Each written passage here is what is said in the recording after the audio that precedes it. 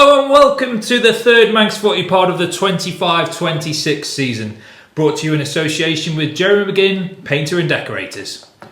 Joining me in the podcast three-pronged attack this week are Tom Curfey. Hello. And everyone's favourite false nine, Disco Dave Norton. Hi everyone. Lots, as always, to discuss this week, but unfortunately we have to start our latest podcast once again on a sombre note. Ramsey member Harry Gillings passed away at the end of last month. And although he hadn't played for the club since he was a junior, I think it's fair to say he was one of the Balaclone outfit's biggest fans, Tom. Yeah, absolutely. Yeah, and just the reaction since he's been passed shows how much he was loved up in Ramsey. And I think we've spoken about it so many times about football clubs on the Isle of Man having people behind the scenes that are often more important than the people who pull on the shirt. I think some players you see just turn up, pull a kit on, and then leave. Where someone like Harry was a prominent fixture down there. He's always there. He would do bits behind the scenes that perhaps people wouldn't know about, and I don't think the club would be the same without him. No, I saw Hattie's pictures from the Hospital Cup final the other year, and you could just see how made up he was and how much it made to him when they won that title. So our thoughts, as always, are with everyone who knew Harry and everyone at Ramsey Football Club. Now the club themselves are taking part in Movember in tribute to Harry on there. It's amazing. They've already raised £2,000. So they're almost up to £2,000 from the last time I checked, just before we started here. Yeah. But I wouldn't be surprised if that figure keeps rising and rising. And it shows like a club like Ramsey have so much togetherness, so much community, and they're almost turning such a horrible thing into something so positive, raising money for a great cause. And I know that Harry will be up there looking down, smiling, won't he, and seeing some horrendous tackles, I reckon, some absolutely shocking. Well, at the start of the week, I was toying whether the podcast could go for Movember. Ooh. Now, it's obviously not an issue for me. It might be. Well, you had a clean shave this morning. It's come back in. I've been growing a beard since I was, before I was 14. But Dave said it was going to be a struggle, didn't he? Yeah, it's not going to happen for me. It'd be too patchy. I mean, you saw my post-lockdown efforts a few years ago, and it's safe to say it was a bit shambolic. Yeah, it was. I'm thinking of a podcast-appropriate description of your mustache in the loosest terms, but I don't think you looked a bit like. I suppose the best one to go maybe like a slightly outside top 20 snooker player from the 80s. Yeah. I mean, so it's not the Crucible. No, it's just occasionally. Like he'd never make it through to the last week. Yeah. He'd be there. You know who he was. It was coupled with some pretty half-assed mutton chops as well. Yeah. So it was just sorry. Even added to it. Yeah. So we thought against that idea. And Tom, would you? I think that'd be terrible. Mine would look shocking. Women already run away from me now. So can you imagine if I had a half? That's for different reasons. But half-assed. Yeah, it wouldn't look great on me, and my beard's awful as well. When I leave it, this is clean shaven, but it'll be the same in 2 weeks. So I can't really make a good effort. It's sad to say. Maybe next year then. Yeah. Right, we'll put some links to the Movember. Is it GoFundMe page? I think it's a Movember page. I think So on our social media after this week's podcast. So please, if you've got any spare cash, throw it that direction, because as you say, it's in a great cause. Yeah. And for in tribute to a great lad. I'm really hoping there's an after photo, before and after photo right at the end to see how, because I can imagine some will be huge. Yeah. Well, I've seen Mills are doing it, aren't they, and a lot of the other clubs. So please send in your best and worst. Do you remember Alan Harrison's from Laxey all those years ago? Oh, he kept it after. He did. It was an absolute handlebar job, wasn't it, Alan? What's me? He liked it so much he kept it. Yeah, he did. I might be misremembering it. So I think there's a photo in our archives. We'll have to dig it out. It was, and then we'll find out it was actually taken in February.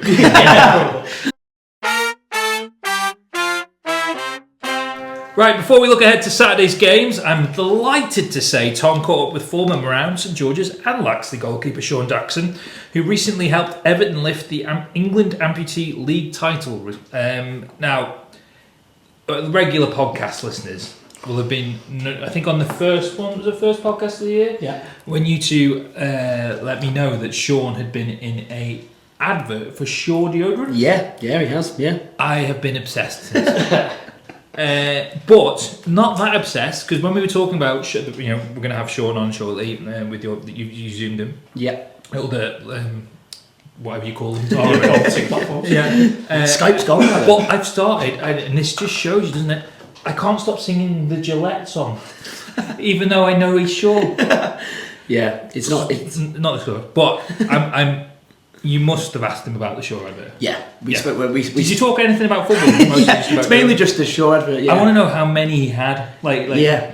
He must have got a lot of free deodorant. And I wonder how many people contacted him when that first aired to say, well, we're going to find out, aren't we? But how many people contacted him to say, I'm pretty sure I've just saw you when I'm sat on the couch about to watch Man United Liverpool. It's an amazing pub quiz question, isn't it? Yeah, what links Raheem Sterling, Sean Jackson, and who else did they have? There was another, like Jordan Henderson, someone random like that. Yeah. They had a partnership with Liverpool a few years ago. That's awesome. Anyway, we'll have a listen to what the deodorant king has to say now. We've written stories about you winning with Everton, playing for England, stuff like that. So we basically want to hear it from your end, how it's all been and how it's come about, basically. So feel free to start wherever you like. Wow. To be fair, like this past year has been pretty full on. It's been good.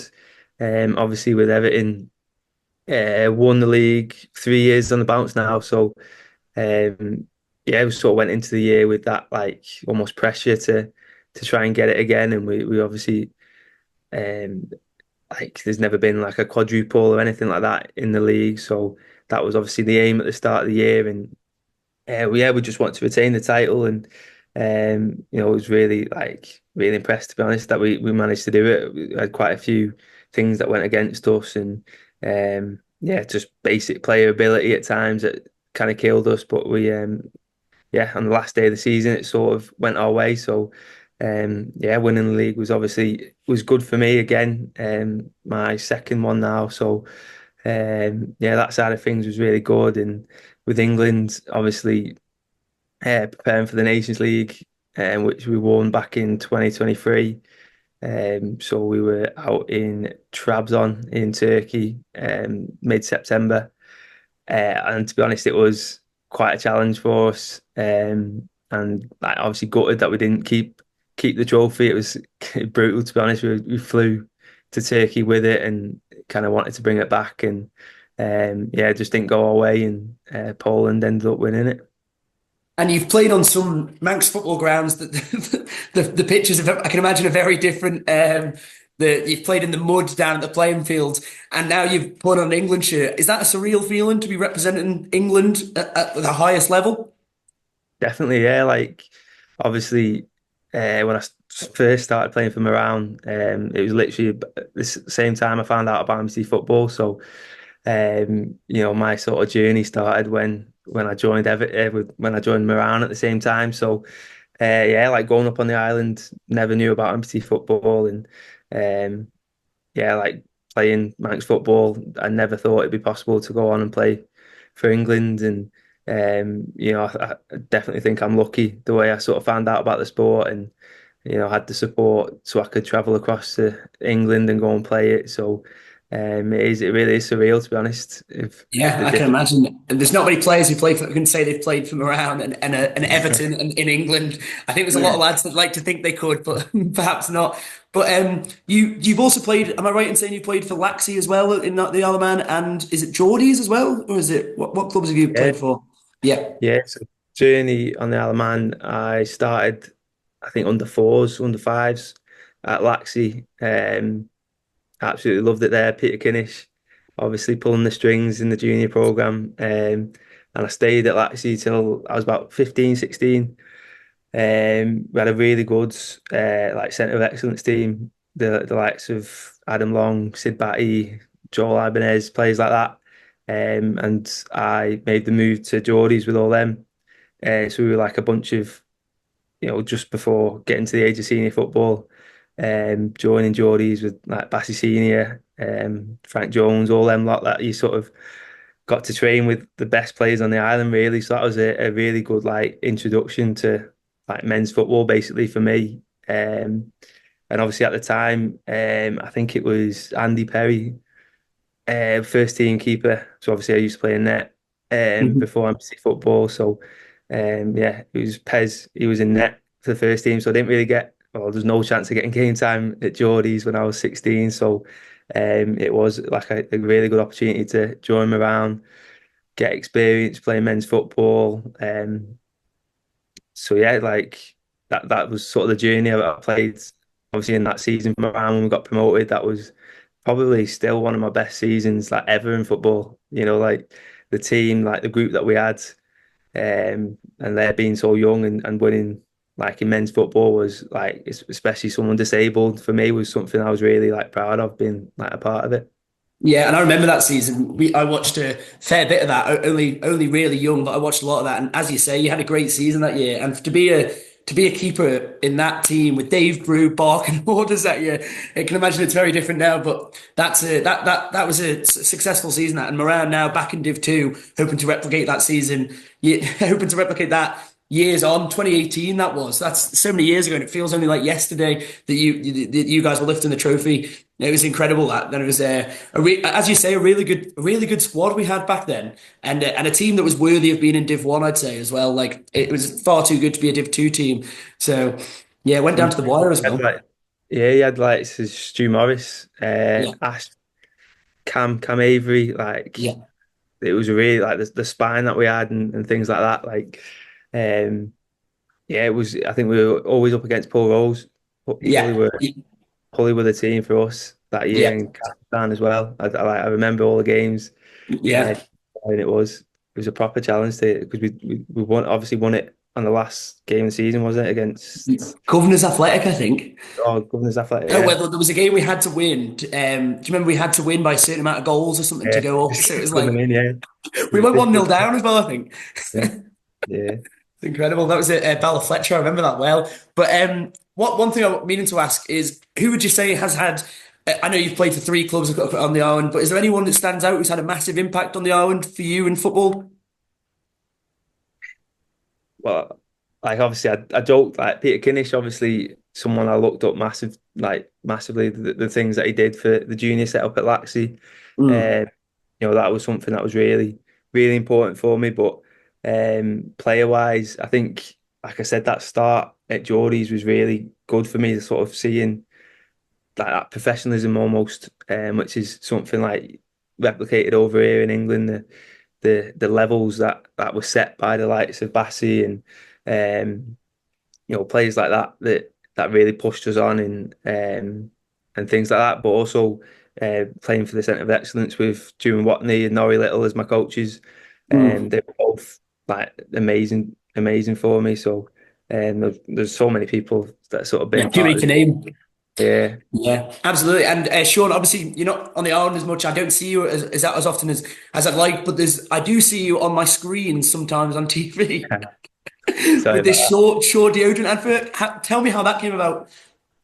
Yeah, that was it's crazy. I was so lucky to do. I did 2 of them. Obviously at the time I was playing for Man City, Mm, and Shaw are quite a big sponsor at City, and it was just through sort of chance of, um, that they sort of do the best to support the disability programs, and they had this sort of idea of having someone disabled on the screens, and yeah, it was just both times it was surreal the sort of effort that goes into making this 30-second advert, like a massive crew of people, a load of cameras everywhere. You're filming literally for 30 seconds and you're there the whole day. And yeah, like even just getting to have a little one-liner and spraying deodorant, it was mad to be honest. And it it's was one of just them. great. Yeah, one of them moments you feel like you probably like you made it almost because now you're on TV. Did you get many messages from family and friends after they saw you on Sky? It was the first time it went out. I think it was Liverpool derby, and like just the phone kept buzzing. Like, have I just seen your face? Spraying a lot of deodorant. So yeah, it I'm was. pretty sure I did the same thing. I'm pretty sure I rewinded back. It was with my mum, and I was like, pretty sure that I played football with him. It's crazy. Yeah, Yeah. yeah, some big names on them adverts as well. So it's pretty cool that. I know. I think it was Grealish or someone like that who took Yeah, yeah. over. So, It's fair play. incredible. And I suppose my last question, Sean, is what's the future looking like now? Obviously, you're still playing for Everton. You've got a lot to look forward to. What's the goals now? You're still playing. Is there anything in mind in the near future you plan on getting ticked off? It's to be honest, it is at the minute. It's the focus on the England team. I think, I'm really happy with what we're doing at Everton, but something that I'm personally missing at England is winning silverware. but when we won the Nations League in 2023, I was in a boot. Obviously, I did my ankle. I had surgery on it, and I was on the sideline for the whole tournament. So, as much as it was good watching the lads win it, I still kind of feel like I'm missing that trophy that I can be happy with. And obviously, we've got the World Cup coming up in July in Costa Rica. So, for me, it's stuff like that is going to the major tournaments and ideally bringing the trophy home. I suppose that's the reason why we're in the sport. We want to basically win as much as we can. So that's for me. Absolutely, and I'm sure I speak on behalf of everyone on the island when I say best of luck for all of that. And I don't want to speak on behalf of Dave Brew, but at Marown will always welcome you back. I think you're always happy to come back if you ever fancy putting on the gloves again. I always remember your kicks. I want to say, do you remember your kicks that would fly? I'm pretty sure it popped a ball one time. Am I right in saying? Yeah, I don't know why. It was obviously kicking with a prosthetic, and used to just absolutely toe bung it as far as I could. I do remember I knocked Cam Avery over once. I think he must have been looking the other way, and I've miskicked it badly, and it's gone right into the back of his head, quite clean out. Well, I know Cam listens to the pod, and I guarantee you there's a few people who would like to kick him over, if I'm honest. Now he's gone to Laxey anyway. I wouldn't mind being on that list. So. Yeah, exactly. Well, thank you very much, Sean. I appreciate it, and best of luck for everything. Always. Enlightening. That's the only word I can use to describe that interview, Tom. One of your best ones, yeah. And Sean, thanks for your time. Great, delighted to see you've done so well. Thanks for finally returning Tom's calls. It's been taking a while. It has been a little while. If he's on a Shaw advert, can you imagine how many people are trying to get in touch with him? I'm right at the bottom of the list again. So. And he's just glad he's brought some silverware back to Everton. Yeah, I am. Yeah, I'll take that. Yeah. See if he fancies a game in the first team. Parade through the streets. Right, let's look ahead to Saturday's fixtures. Saturday, November the 8th, for those of you who are not sure what day or time of the year it is. 2 p.m. kickoffs this week, Dave. We've, of course, since we last recorded, we've gone past the hour falling back. Yes. Yeah. So we're on daylight savings time now, aren't we? I think. So 2 o'clock kickoffs. Candlelight Premier League. There is some lovely looking games in the top flight this weekend, Dave. I'm going to start down at Croyt Lowry, Port Aaron, where Russian take on undefeated league leaders Corinthians. Yeah, this is, as I put in my preview this week, this is going to be a tough test to Corinthians' title credentials, I think. They've obviously had a great start to the season. They've won 7 and drawn 3 of their opening 10. They were free scoring at the start of the season. And the goals have not really dried up, but they've been a lot more solid at the back last few weeks, I think. They've only conceded twice in the last 5 games, and that run has included the likes of Ayr and those sort of tough teams, St Mary's and the likes. So this will be a tough test for them. Russian had a really good start as well. Came a little bit unstuck a few weeks ago, but back on the winning trail now. So this should be a good contest, I think. This is a good contest, not only for the league title, as we've discussed. Corinthians obviously sitting in pole position as it stands, but it's Railway Cup qualification time. Yes, and there I would say there's a 4 from 5 for me. St Mary's are in 6th, 15 points, and unfortunately 2 games to go. They're not probably going to make that cut-off point, but I think it's between Corinthians, Laxey, Onken, Russian and Peel for those top 4 places. Yeah, and I suppose with the games in hand, St John's can't be thoroughly discounted yet. But yes, I suppose they have played a couple of games less than most of them. It is an outside bet, but yeah, I think the results in the last couple of weeks have just opened the door a little bit. I mean, Onken will look really well placed. Yeah, who'd have said Onken would be up there at the start of the season? Brilliant. Really Brian Callow. Yeah, he'd have been confident. But then that draw against Foxdale might be that must be the most frustrating thing in the world, to go and do what they've done to other teams, and then stumble at a Foxdale side that got their first point of the season. All Foxdale needed to do is get rid of Barton. Turns out they get a point. Yeah, exactly. Yeah. So back to the big game now. Russian. Yep. Unbeaten at home. As my full time is currently telling me, this is why we've got the laptop. It's not just to hide our bellies. It's actually, but it does work that well. So not my belly. They've had 3 wins and a draw in front of the Wailing Wall at Croyt Lowry. 7 goals scored in those 4 games, and 3 conceded. Corinthians on their travels have actually only won once away from Ballafletcher. Surprising stat. It's a very surprising stat, and I love a surprising stat, Dave, as you know. So, does this, are we looking at a Dave Norton Memorial fence here, or...? No, I'm going to still stick with Corinthians. I think they'll probably just have a bit too much, but close game. It's going to be tight. I think there'll just be one goal in it, I reckon. I'm going to go the other way. I'm going to go a Russian win, purely from them stats you just told me. The Russian teams have not lost a game at home. Corinthians struggle on the road. I think I can see Russian doing it. And I don't know why. Struggle. They haven't lost. Yeah. Well, yeah, they haven't lost. Yeah. So I'd go Russian. I'm going to go Russian 2, Corinthians 1.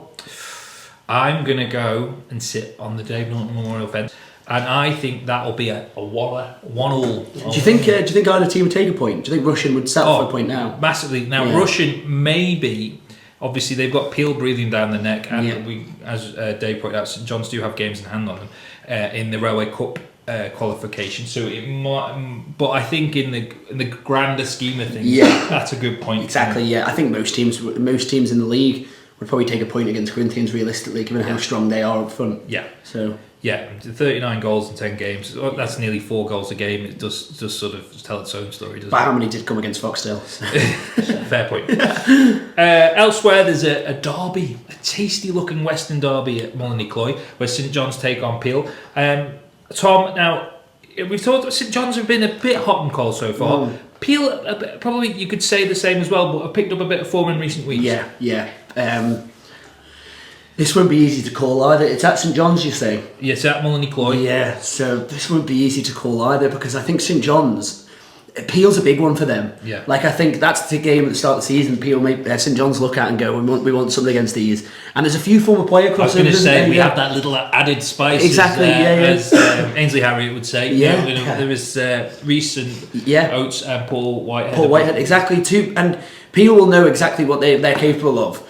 But it's still always hard, I think, to like keep because these two lads have got more of an incentive to go back there and show what they're missing out on Peel, don't they? Because Peel have got this star-studded front line. We've got Thomas Brown, Lee Gale back, Taylor Andrews just behind them. Yeah. I saw Daniel Bell played last week as well. Yeah, did he score as well? I don't think he got assist or maybe. Okay, but yeah, Peel have got like they're like an ever-growing amount of talent there. St John's have got a few players from Peel. They'll be very keen to get someone on the mark, and I think. I don't know. I can see a Peel win, but it won't be easy. I think St John's will make it very tough for them. The only thing that we've talked about Corinthians' defence shutting up shop in recent weeks, although they kept the clean and probably a good clean sheet against Onken. A caveat that with Tom Creer wasn't playing for Onken, which is a big miss for them. They have conceded quite a lot in recent weeks. 4 against Laxey, goal against Old Boys who are struggling, 2 against Braddon.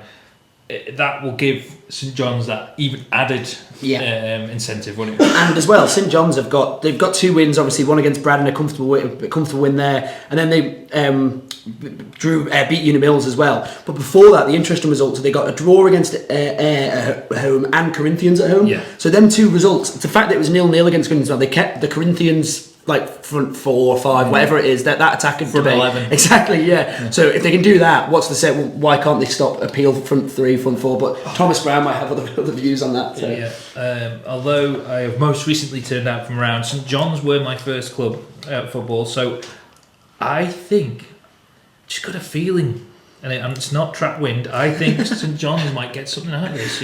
I'm going to go quite controversially for a St John's win. Ooh. Wow. Can you imagine the Peel faithful listen to this thinking, bloody hell. I won't be allowed back in the... that's it. They'll be trying to pin that to the wall, won't they? Yeah. They'll be showing this video and they'll be like, look at these... Exactly. I wonder what they'll serve you next time you're in the Kelvin Dawson community hall. It won't be a nice cold pint of lager, I'll tell you.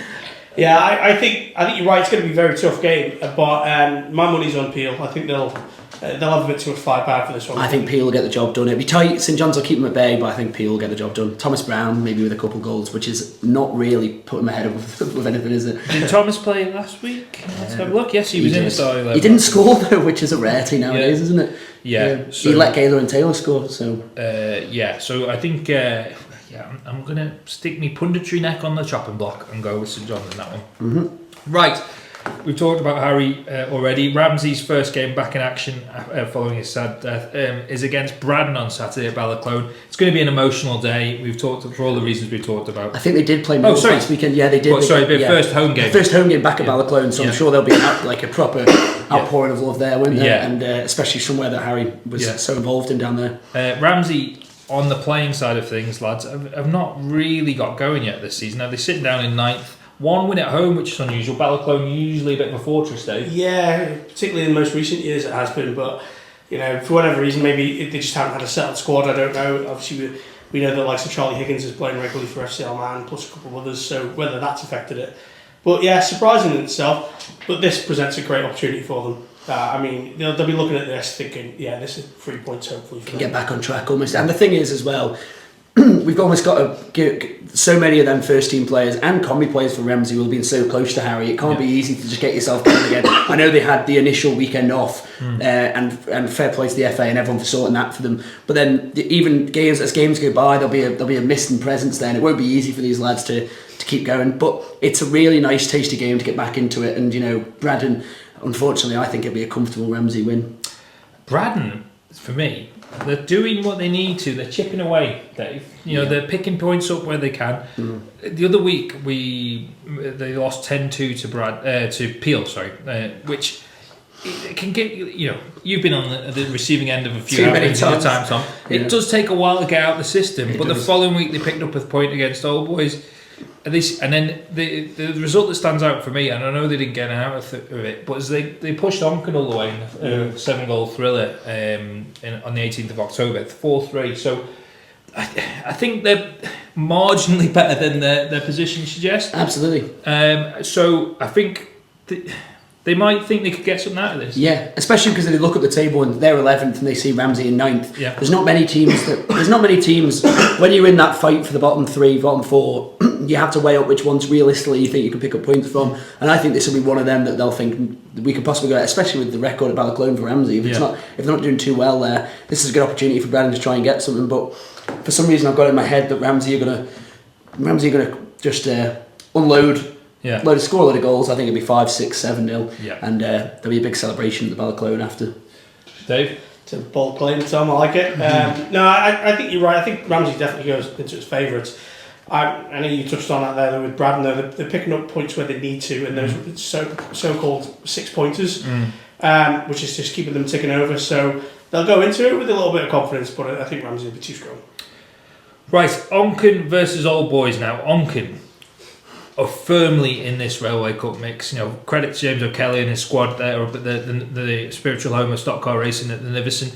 They are 20 points, 3rd place. They would have bitten your hand off, I would suggest, at the start of the season to be in this position. One of Hattie's excellent match reports, I think they said this is the first time since 1938, 39. If they get there, it's the first time they qualified for it, and they actually won it that year. So pre-World War II. I love that, and I love how Paul Hatton can whip them stats out.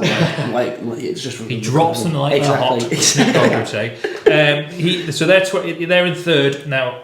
Old Boys fighting for their life, aren't they? Really, this is Derby, isn't it? Really, we've got both the new clubhouse now. They're next door to each other. So the new Onken clubhouse is at Old Boys, but their pitch is at the division. Yes, I think there's something to do with they can't play adult football. Something like that, which is a shame as well because the facility that Onken have got there, is quite nice. And Old Boys have got a great facility. I presume it will come at some point, but Onken are favourites for this. James O'Kelly just has to get it done this week, doesn't he? If they want to realistically crash the festive top 4. I'm guessing he's probably hoping for a draw in that Russia Corinthians game as well, which would be a massive help for them. And if Peel get beaten by St John's, as predicted by me, it could be a very good weekend for Onken. I'm gonna go with a tight game here, and I think Onken, I know they've done incredibly this season, but their past 3 games they've had a little bit of a wobble, which is maybe unfair because of how good of a season they're having. But they've scraped past Braddon, who are near the bottom. They've drew against Foxdale, which is. I know. Result of the season. Result is literally no one thought Foxdale would get anything there. And credit to Foxdale for keep going and getting a point there. As a club, Marown know all too well how hard it is to scrape these points and try and grab anything. So to get a point there, and then they got beat by Peel 2-0, which again 0-0. It's tight. So maybe a bit of a wobble's unfair, but they're not in the form that they were to get themselves to this place in the league now. So I can see Old Boys looking at this and going, "This is the time to play Onken. This is the time to maybe get a result against them, especially with it being a derby as well. I think it'll be tight.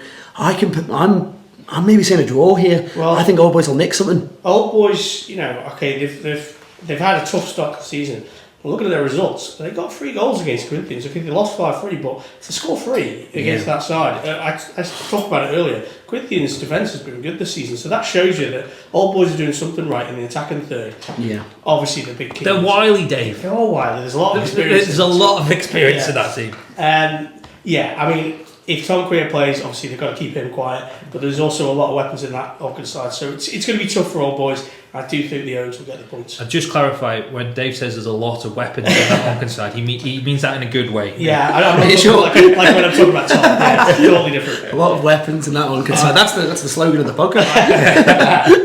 I think Onken will just have enough. I think the smell of Boxing Day mulled wine will just get him over the line with this one. Right, now, where are we going to go next? Ayr United versus Union Mills. Now, Union Mills are in this battle at the bottom, aren't they? They are currently in 10th. I would say a relatively healthy 4 points clear of the bottom 2, with a game or 2 in hand on most of the teams around them. Dave, now, Ayr United, now, up until last week, or the week before, let me just refresh my memory of their results, they were sort of still on the outside chance of a Railway Cup spot, but a battering by Corinthians last week and a defeat by Russian a slight defeat by Russian 3-2 the week before has sort of taken that away from them a bit. Yeah, and going into this game, they're only 3 points ahead of Union Mills, so on paper that looks like it could be quite a close game. With a new man in charge at Ayr, it's they're just still finding their feet. It's a bit of transition going on there, I think, this season. But we know on their day, Ayr are a very good side. That's the thing. And this season might not have been the perfect season for them, but when you get a new manager in and perhaps some players not playing anymore, it might be a bit more of a struggle than people think about Ayr. But Mills, speaking to Alex downstairs, he was saying that Ryan Kelly's not been too happy this season. He thinks that Mills could be playing better, could be getting more out of the season. And to be sat in 10th, that's not where Mills will want to be. No.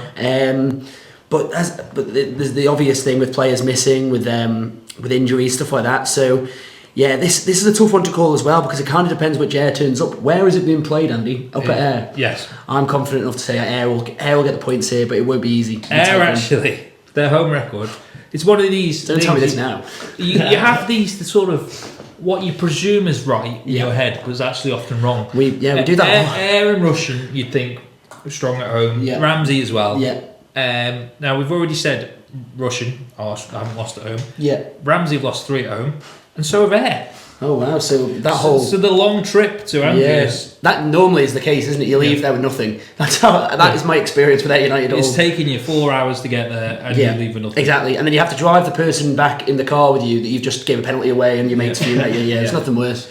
So their home form hasn't perhaps been as sparkling as you'd expect.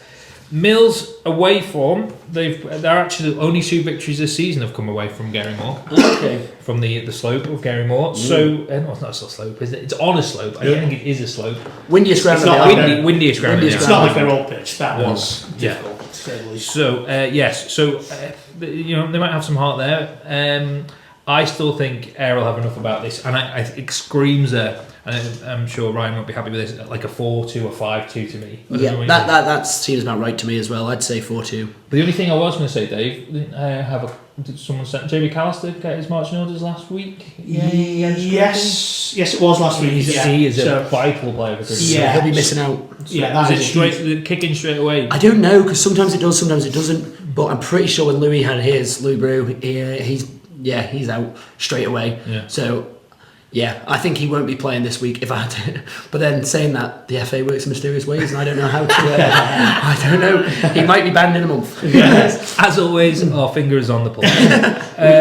Just touching on that Corinthians result last week. Okay, Jamie Callister was sent off, but they also had 5-1 to Corinthians for those that haven't seen it. So Ayr actually had another player sent off in that game. So to end with our men, it doesn't tell the whole story. No. And there was how many penalties? 5 penalties. One was missed, four were scored. There was 2 red cards and a sin bin or something as well. Didn't podcast favourite Andy Ball save one? Yes, he did. Oh, yes. Legend. So quiet day for the ref then. Yeah, it was. Who was the ref? Baby Driver Glover. Oh gosh, so he's had a busy day. He has had a busy day. A lot of paperwork to file after that one. Yeah, can't go straight to the pub. No. If he wanted to. Yeah. He might not want to. Yeah, that's you're just presuming that's what every I just associated with Manx football. Because do you remember what's his name? the referee up north, he'd always come to the pub. He'd always come to the pub where you played after the match. So like I'd be like, "Cheers, Peter." Say if we're playing Foxdale way, and he'd be like, "See the Baltic," and I like that. And he'd sit at the bar, and I like it because you'd think perhaps the players would go over and be like, "I won't agree with that decision." Once he's in the pub, the match is kind of forgotten. So it's quite a nice way of maybe. I'm not saying we should encourage young referees to go to the pub and drink many a beer. But it's perhaps a nice way. I feel it could go one or two ways. Depending on the result. I do not want to take any blame if a young ref goes to the pub and gets abused. I feel like we need to row back on this one slightly. Peter Lewis, has years of experience. He's been refereeing since before 20, 30 years before I was born. Okay, perhaps young refs shouldn't go to the pub, but old refs, fine. Old refs, get yourselves in there. Yeah, come on and talk to us. That's what I like. Right, the final game in the Candlelife Premier League kicks off cheekily 15 minutes earlier than the rest at 1:45, and that's St Mary's game against Foxdale. Now, we've touched on Foxdale already, Tom. They've got their first point under the belt. Jay Chatwood scored. Yeah. The good times are coming back, aren't they? I'm not so sure. No. sorry, Foxdale. But I do have to give credit to them. You know, they're putting in the work, aren't they? And they're just get a team out, and a Combi team as well. Yeah, and which they will talk about. But a lot of the lads that are now, they've got so many missing Foxdale, and so many people have got like, for example, Barton's gone away, but they're missing. The keeper that's come up is Jamie Lord. He was their Combi keeper last year. He's now been thrown into the sticks in the first team. By all accounts, he's doing well. I know they've conceded a lot. But Andy Ball's fault. We have to get that in every podcast. Yes, we certainly do. Yeah. Definitely Andy Ball's fault. But yeah, Foxdale, they're struggling, but a great result, a great draw against Onken. I think I saw, is it Brian Callow? I think he gave them massive credit, Foxdale, and said how well they've done to get a draw there, especially because Onken are flying this season. This could be the start of a complete turn, but sadly I don't think that's going to be the case for Foxdale. Two stats I'm going to point out, which I'm sure Dave was as well, but I'm hopefully not stealing your thunder here. 46 goals conceded in 8 games. It tells its own story. Yeah. But they have scored in every match, which when Foxdale have? Yeah, they've got 10. Wow. I think. They have. Which I think just shows you, like, it's often, you've been in a team that's been relegated. That's not always the case. No, gosh, no. Normally it's a thumping and you don't get a goal. So there is a bit of light at the end of that tunnel. There is, and the big question is whether they're going to get more than 4 points like Marown did last season. Well, they're on one. They're on one. They've got 2 games in hand on Ardern, who are 4 points ahead of them. So the great escape, Jamie Cubban could be firing up the to jump the JCK because it would be a great escape. I know it's still early in the season, but it would be a great escape because everyone's written them off. Can you imagine? We used to do this with gyms, wasn't it, back in the day? Gyms, and they'd be written off at Christmas and come back. They'd always come back. So maybe. And I know the lads up there will be desperate to prove everyone wrong. Can you imagine the night in the Baltic? Oh gosh, yeah. I think Barton would come home. They don't need him. Yeah, they do. Yes. So this week they've got St Mary's. St Mary's in 6th. Al Harrison, I think, was the winner of the FA Manager Month. Yes, for October. Yep. They've in that month they've beaten Braddon, Mills, only narrowly lost to Corinthians and Russian, which is a great result, and Ayr. And I can see why he won the Man of the Month. Did you vote for him? I don't think I was here. No, we not. I was Alton Towers fella. I forgot who I voted for. Yeah. So that's they are on in good form. I feel again this will probably give them the edge in this match. I think so. I think you alluded to it before. I think it's possibly a little bit too late for the Railway Cup for St Mary's. Yeah. I think just a bit playing catch up a little bit too much. But as you say, that run of form is excellent. I was at that game against Corinthians, and okay, they lost, but it was only 1-0. It was such a tight game, and I think they'll take heart from performances like that against a Corinthians side that have beaten pretty much everyone in front of them.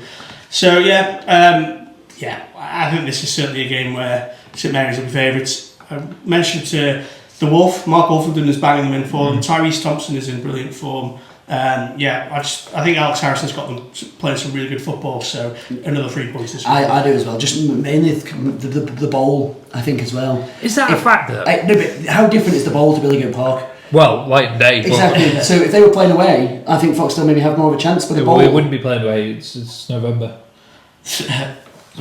Billy Goat. Oh, of course it wouldn't be on. Yeah, that's a very good point. But later on in the season, when Billy Goat Park eventually gets drowned out, like May, maybe TT, and they play that match. Play him round the camper. But I think that could be different if it had been the other way around. I think Foxdale maybe nicked something at home. I know they can play. Yeah, Mary's playing at the Bowl. I think they're used to it. They train there. They play there every week. Actually, they train at St John's. Oh. What? Yeah. Okay. Yeah, that's true. Oh, wow. Well, I'm just destroying all your and to make it even worse, point's invalid. Foxtel's only point has come away from home this season. So okay, Foxtel going to win at the Bowl tomorrow. Saturday, sorry.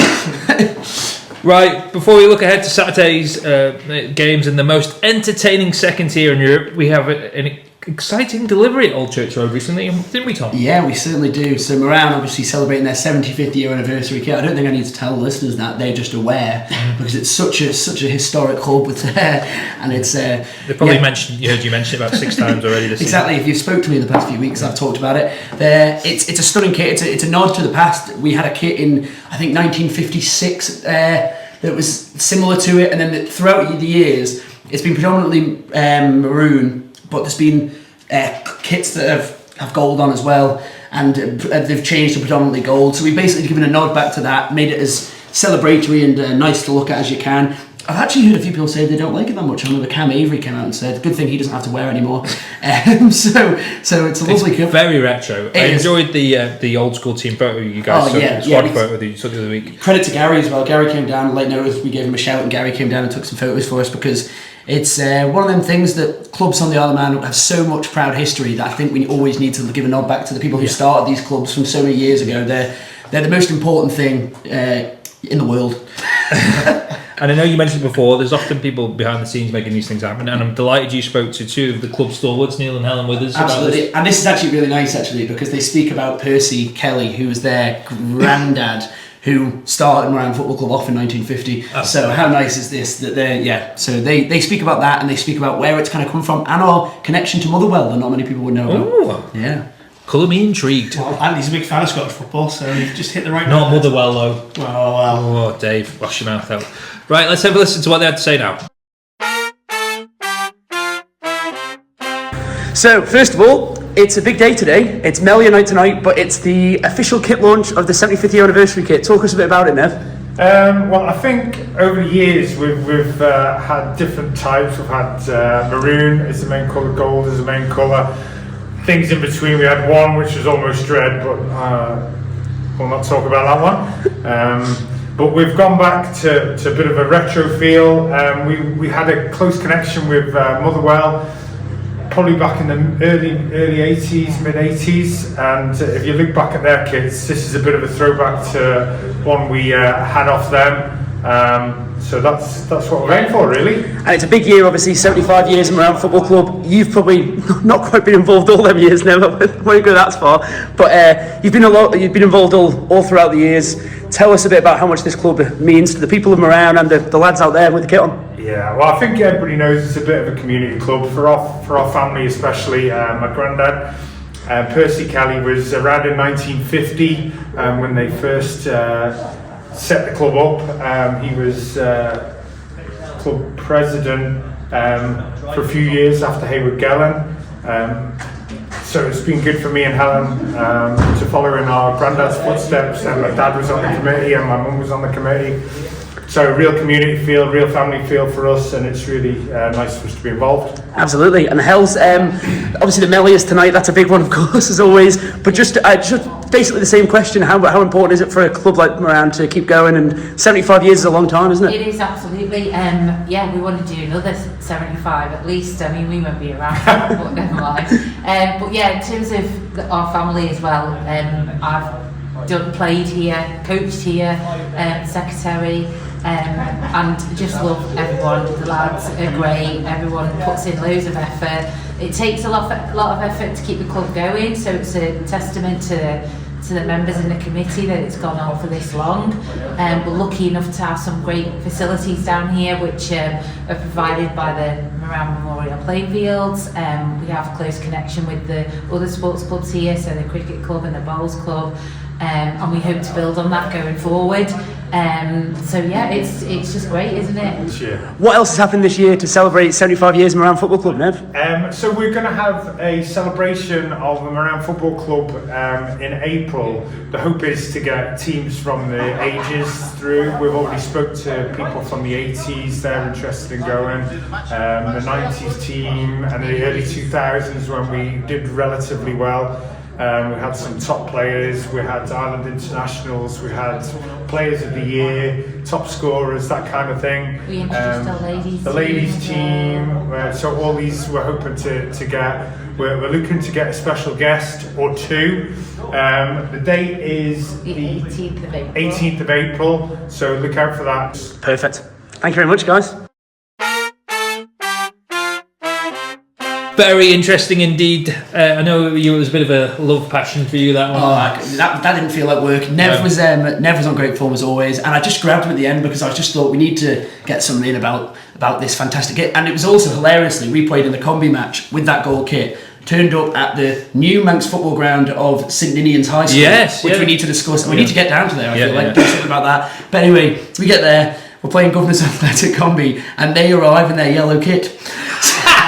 And obviously, I think we contacted the FA to say our home kit will now be a gold colour. Yeah. But they arrive in their yellow kit, we don't have a maroon kit, we kind of just... And it's hilarious, you know when the changing rooms aren't open and stuff like that? So the changing rooms weren't open at this school, and we've got the home side, Governor sat there waiting, Marown sat there waiting, and no one spoke to each other. But we were already in our kit from the photo shoot we've just done. These guys have a yellow kit, and after a good 10 minutes, this fella wanders over and explains that we've got a yellow kit. And yeah, eventually they went and got their other kit, Governor, so thanks to that for them. But it was one of them things that we need to kind of mention to other clubs now, that our home shirt will be gold this year and our away will be white. So. Well, club secretaries, Dave Matheson, etc., etc. Exactly. Well, please note, please note that the Marown will now be playing not in maroon, but in yellow. Gold and maroon. Not gold. Yellow either. Disrespectful. Look pretty bloody yellow to be. Gold, right. Right. Ardern Druggan Division 2, Dave. Right, where are we going to start? Let's start with the Southern Derby. There's many in the second tier, as always, and this season's we've already had a couple already, but Castletown versus Maloo at the stadium, Dave. Well, Castletown are... Yeah, they're top at the moment by points, and they've got a game in hand, so they're absolutely flying. They've won 7 and only lost 1 of their 8 games, so... 100% record at the stadium. Yeah, and plenty of goals, as you can see there. 31 and 8. Wow. Only conceded 7. It's happening at both ends. Yes. In a good way. And so Maloo are down at 7th at the moment. They have played fewer games than anyone else in the division, so it's a little bit of a false position. Yeah. But Castletown, they're going to fancy their chances this weekend. Yeah. Another derby. You know, we've already talked about St John's Peel. The derbies, even on a place as quite as geographically small as the Isle of Man, Tom, they do mean a lot, don't they? They do mean more, yeah. And I always wonder when there's a derby match on. I know some of the players nowadays might not factor it in, but I can imagine 30, 40, 50 years ago when Castletown played Maloo, in my head that's a bloodbath. I don't know why, but in my head that's like a proper, like, look forward to in the fixture list, proper, take that seriously. So I think, this is a big game. And for Maloo, they want to kickstart their season, don't they? Especially, what a better place to do it than at the stadium. Yeah. I just think Castletown are beast too strong. We've discussed this, 100% record, goals galore, tight at the back. I just only see 3 points going away to the league leaders to me. Yeah, I have to agree. I mean, Maloo beat Youthy on the opening day of the season, which is a good result. They've had a few more points since then, but yeah, it's been fairly tough going for them so far. And it'd be a tasty game. I think it'd be a few tackles flying in this one, but yeah, Castletown for the win for me. Yeah, just about Castletown as well. Elsewhere, we see Paul Rose, who currently sit in 5th, take on Ramsey Youth Centre, who currently sit in 3rd at Springfield Road. I'm getting a mental block with them. I didn't used to, but since we started talking about it more often, But anyway, it's at Paul Rose. Is listening, and he will correct it. It's in Pulley. It's in Pulley. They're taking on Youth. Now, this should be a good game, Dave. Yeah. Now, there's only a couple of points to separate them in the league standings. Pulley unbeaten at home, which is always interesting to see. Youthy have actually got quite a good away record, only lost once. I would say Pulley win for me. I think it's tight, and you know what? I'm going to kind of put my Marown hat on and go for a draw, because I think it'd be a draw anyway. That'd be a great result for Marown in the end. We're sat in 4th, but them two are quite tight together. And they both got good combis, by the way, as well. Yeah, they've both got really strong combis actually. But these two, they'll be up there towards the end of the season. I think from 1st down to 5th, maybe 6th if you want to throw Royals in, and then there's a drop, isn't there? Yeah. I think it's a noticeable drop as well. So from 1st to 6th, I think every game that these three, and they all played each other 3 times. Mm-hmm. From 1st to 6th, every game will be tight. I think I say that as if Marown didn't lose 5-1 to Colby. Well, UD have had, as you say, they've had a good start to the season. My money's on Pulley, purely for the fact that they inflicted Castletown's only defeat of the season, and that is a big result in the context of the season. So it shows you that Pulley can do it on the day, and they've got a lot of attacking players, obviously Owen Canoper and those sort of boys. So I think they'll probably just have the firepower, but it's going to be a close game. No, it is. And when has it been played, Andy? It's Springfield, so it's in Pulley. So I think the home advantage, they'll have a lot down watching Pulley on Saturday. Well, we talked about the Canopers. They scored 6 last time out against Douglaston District. So Harry English coming off the bench and getting a goal as well. Nathan Hall, James McGinn's back playing. They do look like they've got options. Russell Dawson, good goalkeeper, he's played for St Mary's. So I think they're going to be good. There was a point I was going to make. Castletown. I don't know if anyone else picked up on this. Youthy last season, Ross Crawford's top scorer.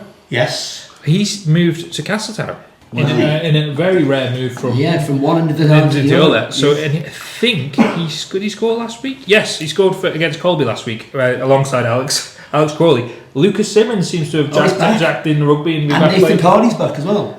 Oh yeah! Wow! So Castletown have got them all coming back out the woodwork. Ash Sansbury pulling the strings in midfield. Rob Tier, former podcast guest. Yeah. Owen Kamada living up to his dad rep in goal as well. So it's all coming together. Castletown, it seems to be working out. Bit of sleeping giant as well, Tom. Yeah, they are. They're a huge club, aren't they? And that stadium has hosted some of the biggest games in Manx football. Correct. Yeah, it's incredible when you look back through just reading Hattie's book. You look back through. Hattie and Eric's.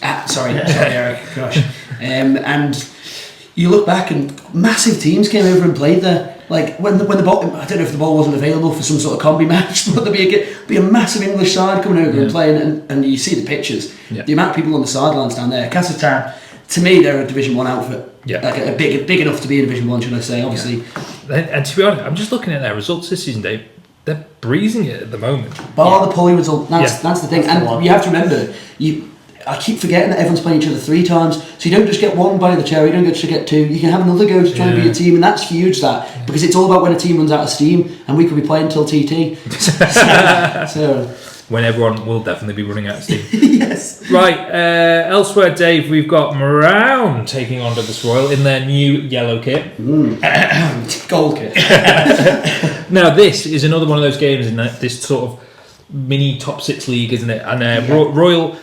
I'm just looking at still on the Castletown results page. That hammering at 10-1 by Castletown in September seems a lot. It sort of put them out of their track a little bit, didn't it? And then they've come back since. They got a good draw against Colby, beat Maloo. Bit of a heavy defeat against the youth team. Thought that might be a bit closer. Yeah. Beat Govs, draw with D&D. Now that's probably drop points for them, you'd suggest, and then a win over Govs. So they're a bit all over the place. This is a tough one to call as well, because Marown, you might think from the past 2 results, Marown are in this great run of form. Obviously they've played D&D and Governors Athletic, 2 big wins there, but no disrespect to them 2 teams, but they're not the ones you're going to win the league from or be up there at the end of the season. Every team is more or less likely to pick some to get a good goal difference there. It's the other results that concern me, draws and defeats to teams as well. So I don't know. This is a tough one to call, because you might look at it and think Marown have won 2 from the past 2.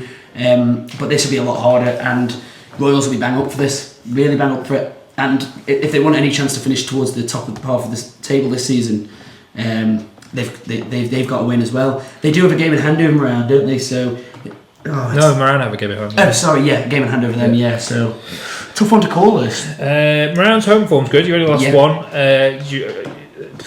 Royal have only won 1 on the road, and conversely to that. So. I don't know, it's a tough one. I think Marown will just edge it. I think it'll be 3-2, 2-1, something like that. I'm inclined to agree. I think Royal's strength is the goal scorer. When they've got the likes of Kieran Lane and those guys, Bailey Ashton, Sandbury, they've got some very talented players in that squad. But likewise, so Marown. I saw a legend as Haggy was back scoring as well. The chant was back singing. The lads are back singing the chant. It's amazing. Haggy is back, and. He's in the mood for goals, he tells me. So, is he? How should I use this? In rugby terms, he'd be known as a finisher, someone that comes off the bench for the last sort of 20 minutes, half an hour. Just to, he's not going to do your full 90. He's not going to fit into a pressing system. He's just going to be, come on, bang a couple of first touch goals and then come off. Well, I've noticed some people get frustrated at him because he's not here all the time and he goes missing for about a while. I quite like it because not literally missing. No. The police aren't putting appeals out for him. No, he has other bits going on. He's sometimes injured, things like that. But when he comes back in, I quite like it because it's like a little secret box you didn't know was there. You're like, oh, he's back. Oh, look who's back. Do you know, like it's not like I'm not like, oh, where have you been, Haggy? I'm instantly like, bloody hell, I forgot we had you. You get up front, score some goals for the parish. It's brilliant when Haggy's back, and it'd be nice to get. It'd be really important if we get a result against Royals. As you say, we're trying to make the Old Church Road a bit of a fortress, and the rain has obviously been battering down. And Marown is one of them pitches that. Yeah, you guys had to work hard to clear it for that Combi match. That's another credit. That clubs have these people that go so unnoticed. I couldn't make it down, unfortunately, but some of the lads down there did a great job, and we got the game on. And yeah, clubs like these community clubs, they're so important for people like that to get games on that maybe perhaps people don't recognise or notice. So yeah, credit to the boys down there for doing that, and loads of other teams across the island as well. But yeah, I'm going to go Marown win, and it's really nice to hear you two go Marown win because all last season I had to sit here and go, well, if we look back at the prediction tables for last season, Marown were top, won every game from my perspective, and they were very much where they ended up from you guys. So it's really nice this season to have Marown wins from now on. Some positive Marown spin. Exactly. And we're not talking about the Crosby Cricket Club spinners, are we? Right, let's have a look at next. St George's Governors Athletic. Now, this is a game. St George's, 1 point. These two virtually have the same frame record. Yeah. They played 7 games, drawn 1, lost 6, scored 11, conceded 30, minus 19 goal difference, and with a point each. It's got to be a draw then. That's Put the points to it, doesn't it? It's St George's in 9th in Division 2. Who'd have thought it? Do you know, like it's a sad state of affairs, really, isn't it? Yeah. So this game is at Glen Country Road. Sort of a weird derby now that with Governors now playing their home games at St Ian's High School. It just is flabbergasted. You know, we us two have covered St George's when they were unbeatable. Grand Slams. Just 23 wins out of 24. 7 goals conceded, 1 goal season.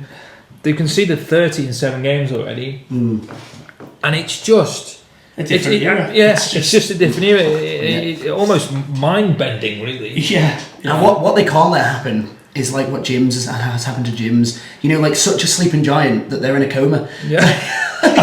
Is this you, Sterling? Sorry. No, because I'm not trying to offend the Jim's things, but it's a massive, historic Manx football club that's won everything they can possibly win. They've done a Grand Slam as well, Jim's, and it's sad to see. I believe Jim's were the first club in the Element to have floodlights as well. Correct me if I'm wrong. I'm not sure. Yeah, I'm pretty sure they were. I don't know if that's true. I don't know where I've got the information from. Blame Hattie if I'm wrong. But Geordies, I know they're going through a period now which is going to be tough, but they just can't let it get so bad, if you know what I mean. They've got to try and revitalise that club because, as you say, you guys have covered. It must be mad for you guys to see them sat in 9th here with Governors and D&D around them. I have to say, I think I saw this week they've got an under-16s team, which is great. Yeah, and they've just got to keep them together. And it will come round again. It always does. We've old boys have yo-yoed between the two divisions. Castown look like they're going to go up this season after a while. And it helps away. being a Douglas club as well, I think, as well. I don't. My argument would be it's harder because there's more competition. But if anyone starts playing football in Marown or Crosby, you're on them, aren't you? Yeah. Oh yeah, of course. But I think you're more likely to get that revolving. That group that seemed to go round in Douglas. Yeah. I thought that there might be a chance for Geordies to get back up through. People coming back through, and people have got links to St George's as well. Do you know what? St George's would be a tremendous football manager save. Fallen giant. A rebuild from scratch. Well, I think Jim's would be even better. Yeah. The fact that they don't even have a first team, I think that'd be unbelievable. You start getting more and more players through the door. We should set this up, by the way. What I'm going to say though, I'm very annoyed with St George's because they're not putting all their details in full time, which is our biggest bugbear. And we want to see who's playing for them. You know what I mean? It's difficult to. There is not what. Hang on. Last thing. So I know this is boring for those of you listening to this. They've done one. First game of the season, they put it in, but they haven't done that since. Kieran McNulty, fair play for sticking around, mate. Yeah. Chris Kelly as well. Kieran is one of the best finishers the Ireland's ever produced, and he's slogging it out in Division 2 down there. Exactly. And loyalty is a rare thing in men's football nowadays, so it's good to see someone sticking around. We won't talk about the Michael United season though. Yeah, of course. Yeah, very Right. quiet on that front. But who do we think is going to win this? And we haven't really talked about Govs. You know, they're obviously, it's exactly the same record as St George's. They seem to be in games, just not quite getting over the line. I want to go back to the point that, you know, in 2014 when Governors Athletic was set up, can you imagine when you guys were covering Manx football, we were discussing the possibility of a Governors Athletic win against St George's at the bottom of Division 2? I remember covering, I think I covered, Governors played St George's in the Cup. Yeah. Did they? And they got... They went, what, did they go 1-0 or something? Or did That was score a Peel. goal? They went 1-up against Peel. I think they got tanked by Govs, by Geordies in the Cup. And now we're talking about possibility of a draw or even a Governors win. Yeah. And the fact that it's at Governors' new ground, which is it's at St George's, but Governors do have a new ground, which is interesting as well, isn't it? But I think the Scott draw all over it. It looks like a Desmond could be a 2-2. Yeah, I'm going to go draw as well. And I think, as you say, though, you're looking at Gov's results. Some of them have been pretty close. Yeah. I mean, they've only lost by a couple of goals against like Sir Colby and Youthy and Dougie Royal. So they've been there. Yeah. It's just making it a 90-minute. We used to say this last season, I think, didn't we? They were a 60-minute team, and then it kind of fell apart a little bit. I was told they had a few missing last week as well. They played Marown because a few of the Combi lads told me that they had a few missing from the first team, so that the Combi took some up. So it's a knock-on effect, isn't it? But credit for Govs for getting 2 teams out consistently. Very close game still. I'm not going to sit on my fence. I'm going to go for a Geordies win. I think 2-1. Okay. I think a draw. I think they'll have exactly the same records after this weekend as they did going into it. Right, final game in Ardern and Druggan Division 2 sees Colby, who currently sit in second place, take on Douglas and District, who currently prop up the table in 10th. It's been a tough season for D&D. We talked to the lads the other week. They've really struggled. They've got players through the door, perhaps not the calibre of player they've had in the past. They've conceded 52 goals in 10 games. That's an average of 5. And more crucially than that, they've only scored 5 in 10 games. So that's where the area of issue is, really. They think Colby, conversely, are only a point behind pace setters Castletown. They will be licking their wounds slightly after losing to aforementioned Castletown in the one of many Southern derbies that we're going to have this season last week. Particularly the manner of it. I believe they were 3-0 up in that game. Adam Moulton was at that game. May he rest in peace. And, they were 3-0 up and threw it away. But fair play to Castletown. We've already looked at their squad. We've seen their goal scorers. You know, you can't take them for granted. Yeah, that's a crazy result, that. Yeah. I mean, they've got the likes of Carl Hickey and Jordan Edge flying the back of the net for them. I think, this should be a fairly comfortable one for them. Yeah, I totally agree. What an advert for Manx football that is, though. If you want to walk down south and you stop off at the stadium just on your walk and you look over and it's a 3-3 thriller. 5-3. Oh, sorry. I'll start again. What? Well, it would have been 3-0 at one point. Yeah, exactly. But 3-0, I've seen it off. Head off. I'm going this siding. Exactly. 5-3 they lost in that match. But Colby... An advert for Manx football either way. Prior to that point, they'd won their last 1, 2, 3, 4 in a row, including a 2-1 win over Paul Rose. They had been in good form, so I think they'll be keen to get it together. And unfortunately, I think D&D might be on the receiving end this weekend. But keep going, lads. Yeah. Keep chugging away. And you know what they will do? Because they're a proper club, aren't they, D&D? And we always say with D&D, they've got a big result in them. They have got a result. They have. Yeah, they do. I think Dave Matheson, he'd quite like it if they had maybe 6 or 7 results this season. But or he tells them. Or imagine he just handpicks them because that's the one, lads. That's the one. Yeah, we can set the rest of them off. Sorry, just been distracted by the Manxman coming in at 4:05. We're professional here. Yes, anyway. Right, let's Combi Corner, Dave. Favourite time of the week. It's a bit of a round, obviously, because we've not been here for a few weeks, but Russian currently lead the way at the top of Canada Life Combination 1, but level on 20 points with Ramsey after the latter edged them 2-1 in their recent meeting, which is a big result for the Northerners. The closest rivals are Corinthians and St John's, who are 2 points further back. Between them, they scored 18 goals last weekend, so they're in good form. The Whites plundered 10 goals against Ayr, while the Saints were 8-2 winners over Foxdale. It does remain close in this league, though. There's only 6 points covering the top 8 teams. A special mention to Onken, who certainly didn't do their goal difference any harm recently when they won 23-0 at an understrength Foxdale. Tom Lancaster led the way with a double hat-trick, but I know we've mentioned it, but fair play to Foxdale for getting that team out. Yeah, now we've talked about big scoreline, Yeah.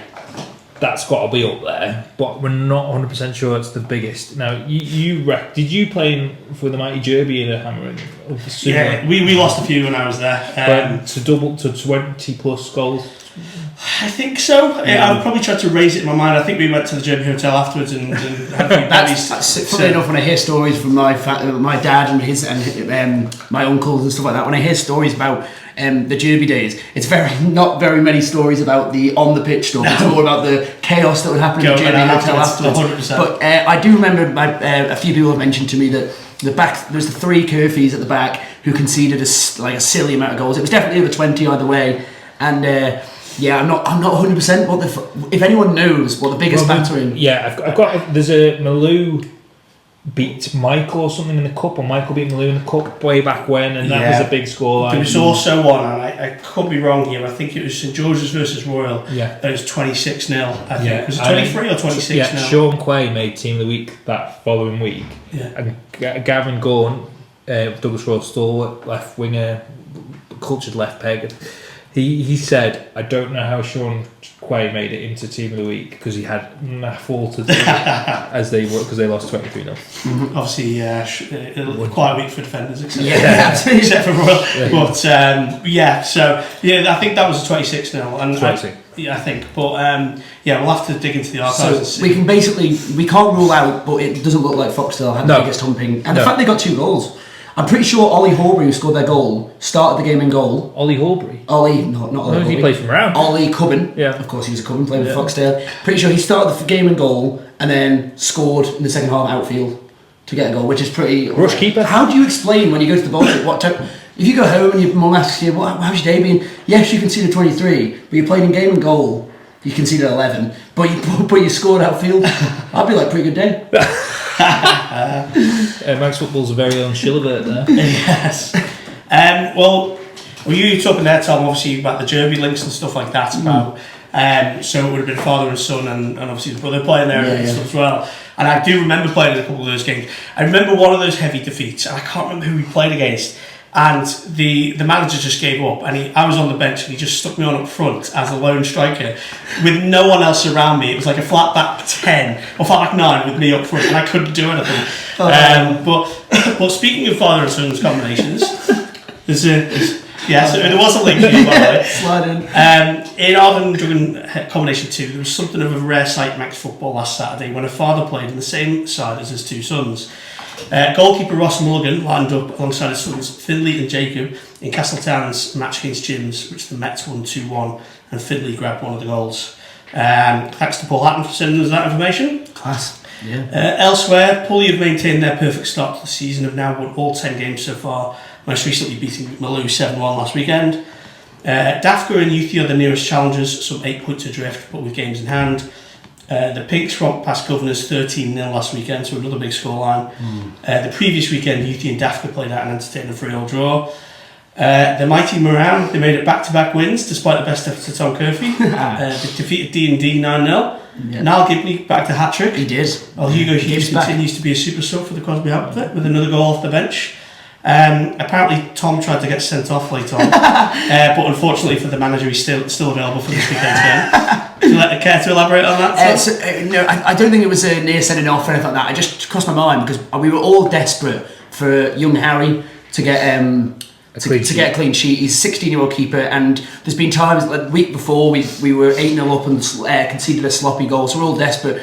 And there was a point where they had a free kick, they hit the bar, and there was points where the guys were running through. I mean, towards the end, I did my best to concede. I was literally, if I were Harry in front, I know he's only 16, but I'd have given me a right bollocking. But yeah, in the end, we managed to keep hold of it, and I was made up for Harry in goal. It was really, really nice. So yeah, good result for Marown. Yeah, really good.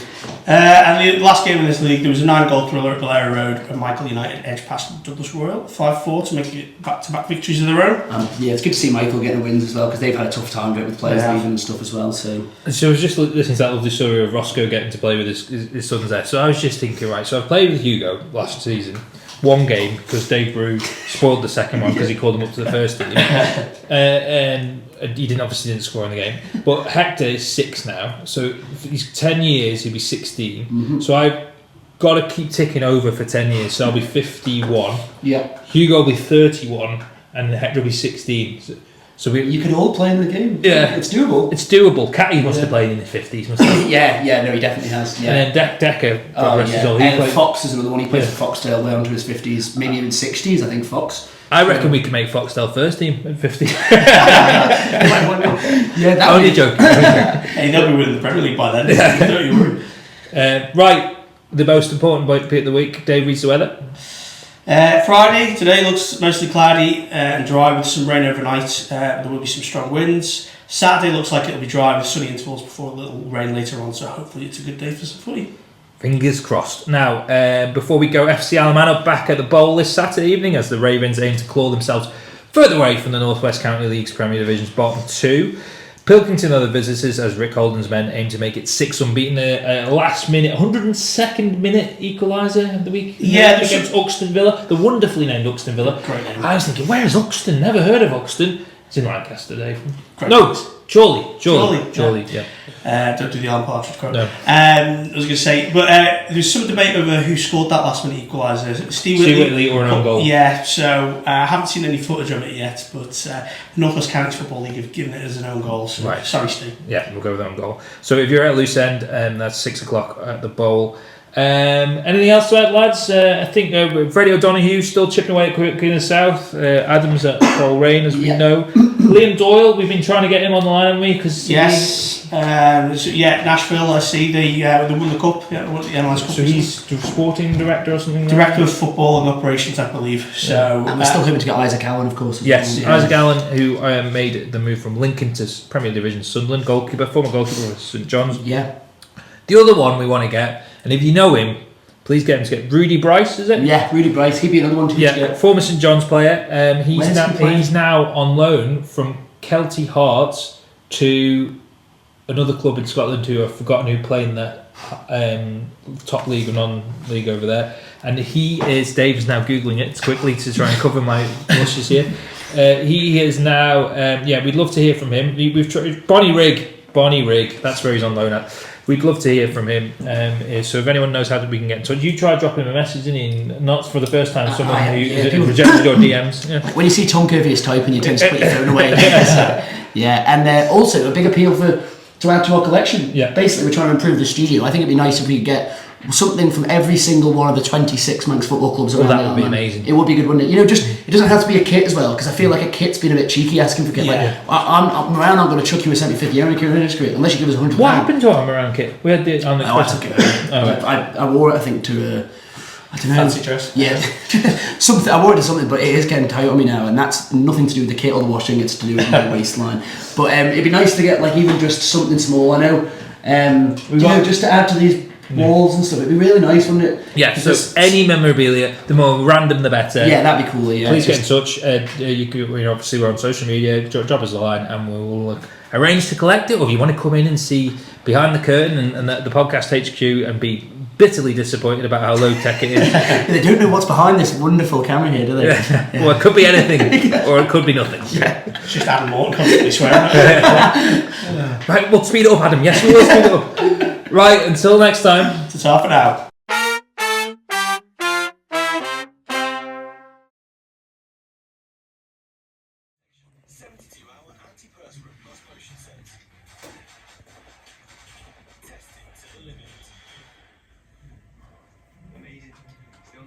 It is amazing.